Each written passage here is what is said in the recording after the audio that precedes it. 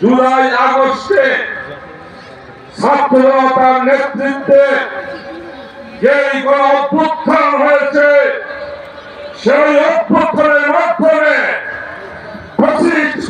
শেখ হাসিনার সরকার গত 5 আগস্ট পালিয়ে দেশ থেকে পালিয়ে তার পূর্ব দেশ ভারতের কোলে আশ্রয় নিয়েছে। সংগ্রামী ভাইয়ের আমার, গত 5 তারিখে শেখ হাসিনার ভারত পালিয়ে যাওয়ার পরে সবচেয়ে বেশি কষ্ট পেয়েছে সেই দেশটা হলো ভারত। কারণ এই দীর্ঘ 15 বছর আওয়ামী লীগ এবং ভারত মিলে আমার দেশের সম্পদ সব লুটপাট করে নিয়েছে।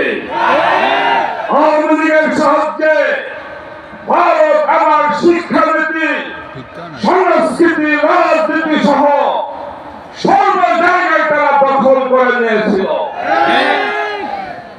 এখনো সেই পতিত সরকার এবং আমাদের পার্শ্ববর্তী দেশ ভারত অব্যাহতভাবে সাবোটাজ করে যাচ্ছে এই দেশকে বিশৃঙ্খল পরিবেশ সৃষ্টি করার জন্য।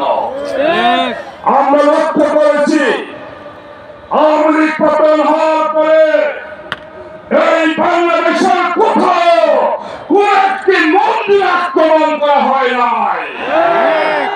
বর্তমানে এই সময়ে সংখ্যালঘু ভাইয়েরা অতীতের 15 বছরের চেয়ে এখন তারা অনেক ভালো আছে।